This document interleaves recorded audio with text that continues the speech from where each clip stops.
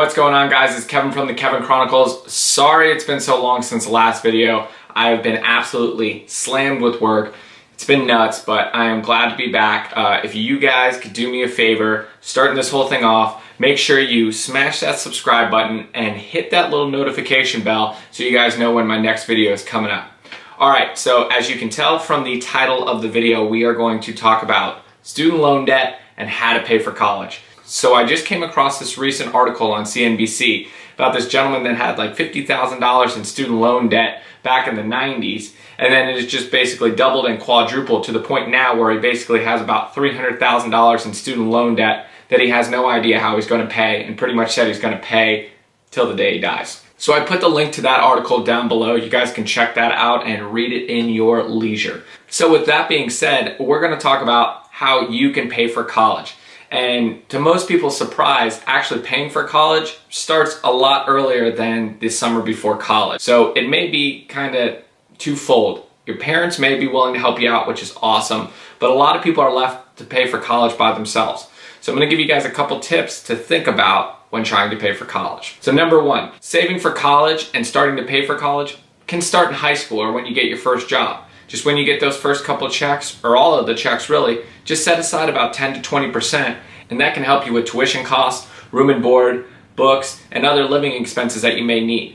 Although it may not be that much because it is a part-time high school job, the money can really add up, so make sure you start saving early. The next thing that you can do, and a lot of people get clouded in this, so I want to make sure that you guys understand, because I've seen it happen a bunch of times, is that you can go to a cheaper school or get your associate's degree from a community college. I can tell you literally 98% of the time, nobody's gonna care where you go to school.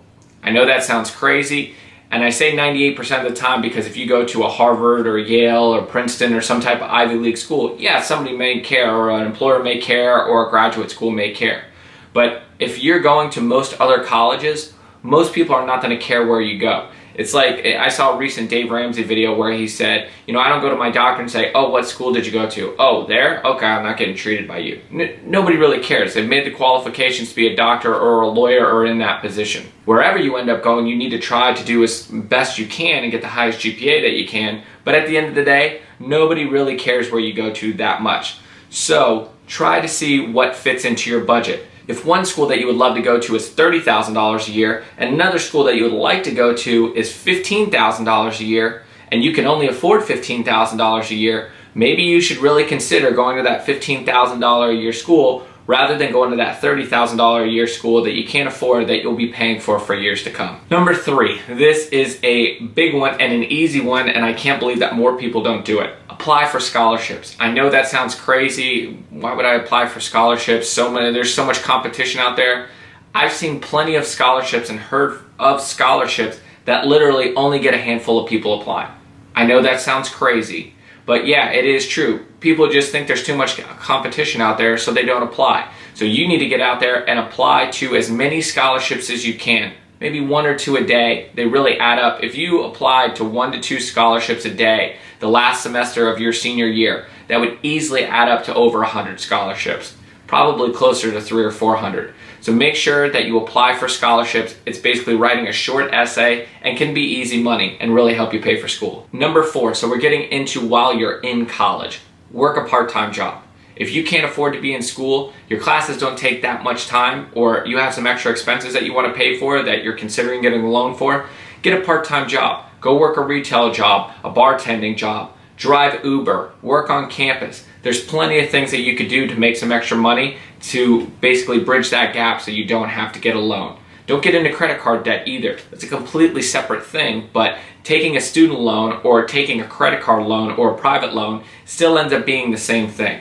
So make sure that if you have the time, and you can set up your classes accordingly. Maybe you can set up all your classes in the morning, or maybe you can set up all your classes in the evening, but get a part-time job. And I'm going to come out with a video later on that talks about 20 different part-time jobs and side hustles that you can do that really don't take that much time, but can really make you a lot of money and really bridge that gap so you don't have to take a loan. And the final one, and this is also while you're in college, live fiscally responsible.